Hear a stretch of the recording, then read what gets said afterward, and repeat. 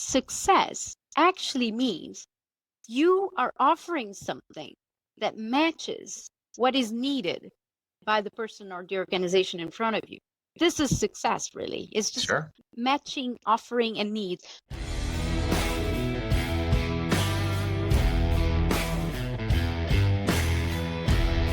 This is Unlawful.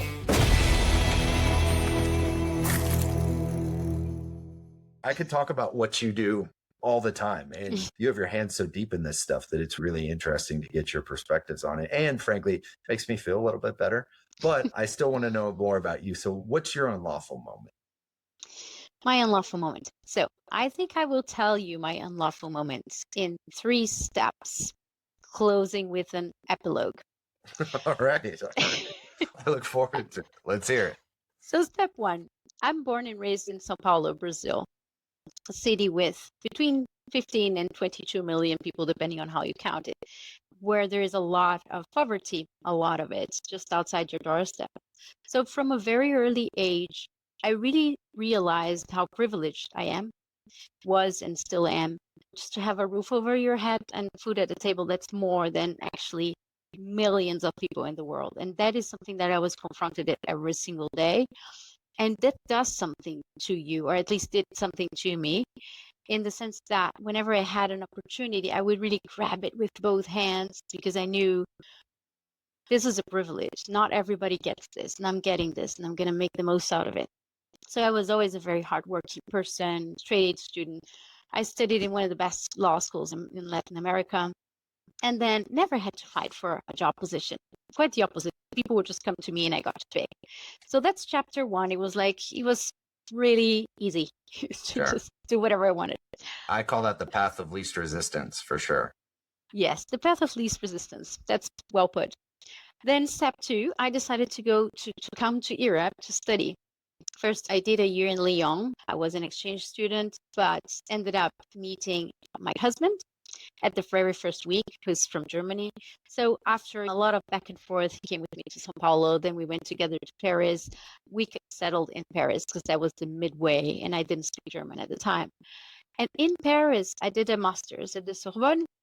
After my master's, I assumed it was going to keep being the path of least resistance. That the opportunities were just going to keep coming to you, right? Exactly. But it was exactly the opposite of that. And there were many reasons for that. One of the reasons is I was just very late to apply for an internship, and I just didn't know you have to apply 2 years in advance. But there was more to it, obviously. And now I understand it. If you have 2 CVs, one, you understand it's law schools that you know, that you're familiar with, that you went to yourself. You can relate. You know the value. Sure. And you have another CV from some girl from Brazil that studied at University of São Paulo. It doesn't mean anything to you. So it's hard to value something you don't know. And I appreciate that. But the practical implication of that was, simply put, I was just rejected by the complete legal market in Paris in 2010. And it was so painful for somebody who had never had an experience like that before. Right. And I just kept thinking, how can this happen? I'm still the same person. I know what I can do. I know my talents. I speak 6 languages. I have University of São Paulo and Sorbonne in my CV. What's happening? What do? You just keep going, right? Right. And then suddenly one company gave me a shot, and I worked in-house there for 3 years.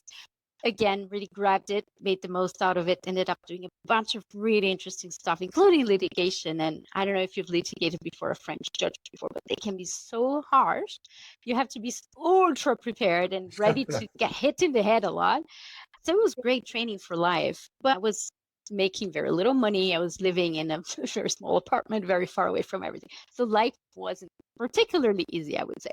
Interesting. And I know you still have the second half of part 2, part 3, and the epilogue, but it's interesting because one of the things that you encountered is one of my favorite lessons in life, right? And it's that you really can't control outcomes. And the dichotomy between the first period and the second period of what you did is the exact perfect example of that. Honestly, I sometimes wonder, where did I take the strength to keep going? Sure. And you know what I think? Slightly off topic. I think it's my parents. I think my parents always gave me not only the feeling, but the knowledge that I am fine the way I am. Right. I'm good, Right. and they love me, and they're always going to stand by me no matter what happens. And also, I've always been an adventurous person. I've always liked the thrill. I've always done weird things, and they've always let me do it because they could trust me in my judgment. So I think that was part of it too, but they did it just so perfectly, this mixture of go, we're here, and also you go, we're proud of you. Sure. That was just the perfect mix. I'm trying to do it as a mother now. I have 2 children. They're completely different from one another. And sometimes I do catch myself. My daughter's now going to be a pre-teenager soon. And things she wears or things the way she does things. Okay, let me go back to the start. So that was step 2, pain. Then step 3 was my then boyfriend, now husband, said, why don't we move to Germany? You're going to love it there. It's so nice. And I had a really... I'm beginning to think that this was his strategy all along. He knew Paris was going to be painful, and he set you up so that you'd want to go to Germany. No, so listen to this. Our deal was we'll spend 1 year in Frankfurt, Germany, his hometown. I'll do another LLM. I had to take a step back in Paris. I'm going to take another step back, do another LLM in German to improve my German and get to know things, culture, language. And after the year, in 2014, we will head back to Brazil for the World Cup, which was in Brazil. Yep. That was the plan. That's the part where I think he may have had second thought. Because what happened is I started in Germany. I started my master's. I applied for a scholarship. It's a foundation for foreign students. Sure. And this foundation was led by a partner at Mayer Brown Frankfurt. So luck, really, it was luck. And this guy, a fantastic guy, was doing international arbitration, which is the area of law I was working on at the time. So when I applied, I came with my head down. After the Paris experience, I was very humble. Sure. And he picked up my CV and said, wow, you have an excellent CV. Look at all you've done. And I was like, what? I've been saying this all along, and no one's been saying, yeah, it's a great CV. And then I asked him, do you mind if I ask, what is it that you find particularly strong? And he said, Bonn, obviously, but also 3 years in-house experience. That's fantastic. And what you did in Brazil as well. So that's when I realized Paris was a game changer. But I didn't know, that's the crazy thing. I didn't know at the time that it was going to be, because I was so deep in that moment of I'm worthless. When people tell you no a million times, you just feel worthless. It's so difficult. But then I must have been one of the most happiest moments of my life when he said, you have an internship, you have a scholarship, and come do an internship with me. But anyway, so I was hired, and that's when I started here at Mayer Brown, Germany in 2013, 13 years ago, almost 14 now, as an intern. But very quickly they said, you're not an intern, you're an associate. Nice. It was such a game changer. And then that's the reflection that I had in my head is, how crazy is this? The same person, the same talent, the same values, the same attitude.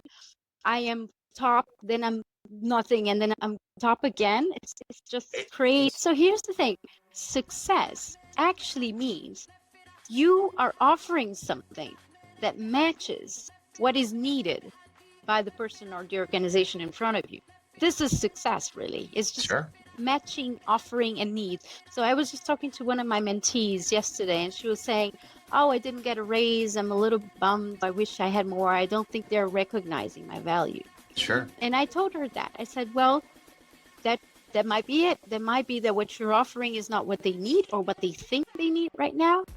But don't let this bum you out, because there is definitely 100% an opportunity out there that will need exactly what you have. So keep going, keep trying, and find this resilience in you. And this resilience is something that really helps me my day-to-day life with all of this experience, the resilience that I had to build. Thank you so much, Anna. That's Unlawful. Thank you so much. All right, bye guys. Thank you. Bye.